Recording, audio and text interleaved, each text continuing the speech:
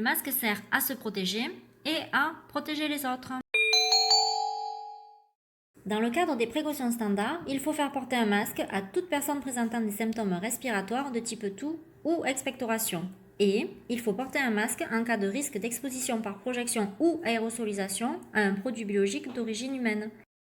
Dans le cadre des précautions complémentaires, il faut porter un masque pour se protéger des maladies infectieuses transmissibles, soit par gouttelettes, comme la grippe, la méningite, la bronchiolite, ou soit par air, comme la tuberculose, la varicelle, la rougeole.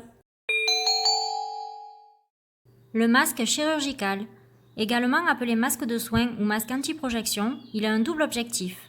Protéger ceux qui le portent contre le risque de contact entre les gouttelettes supérieures à 5 microns et les muqueuses du nez et de la bouche. Porté par un patient atteint d'une infection respiratoire, il évite la contamination de l'entourage en retenant les gouttelettes émises lors de la toux, des éternuements et de la parole. Le masque chirurgical est indiqué dans le cadre des précautions complémentaires gouttelettes. L'appareil de protection respiratoire, ou masque FFP2, oui, celui qui a la forme d'un bec de canard. Il a la capacité de prévenir la projection des grosses gouttelettes sur la muqueuse buccale et nasale. Et, grâce à son adhésion sur le visage, il assure un rôle supplémentaire que le masque chirurgical. Il empêche l'inhalation des petites gouttelettes.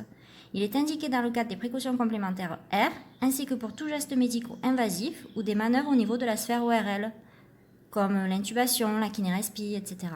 Ce qu'il faut savoir, c'est que porter un masque ne sert à rien, sauf s'il est bien ajusté. Pour repérer le bon sens du masque, il faut que la barrette en fer soit en haut. Si c'est un masque avec élastique, on les positionne derrière les oreilles. Si c'est un masque à lanière, on en positionne une au-dessus des oreilles en haut de la tête et une au-dessous des oreilles sur la nuque. Et on pince bien la barrette sur le nez pour ajuster le masque.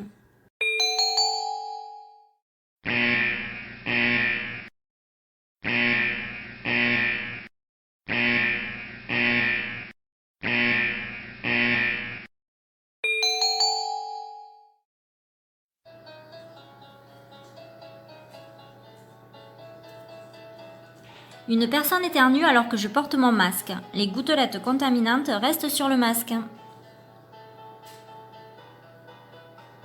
Je touche mon masque, mes mains sont donc en contact avec ces gouttelettes contaminantes. Je touche le téléphone, je touche l'environnement, je touche le dossier, je les contamine.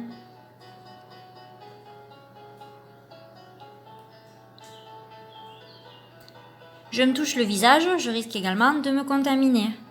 Ma collègue touche le dossier, l'ordinateur, le téléphone qui ont pu être contaminés et risque également de se contaminer. Respecter les consignes du port du masque, c'est éviter toute contamination.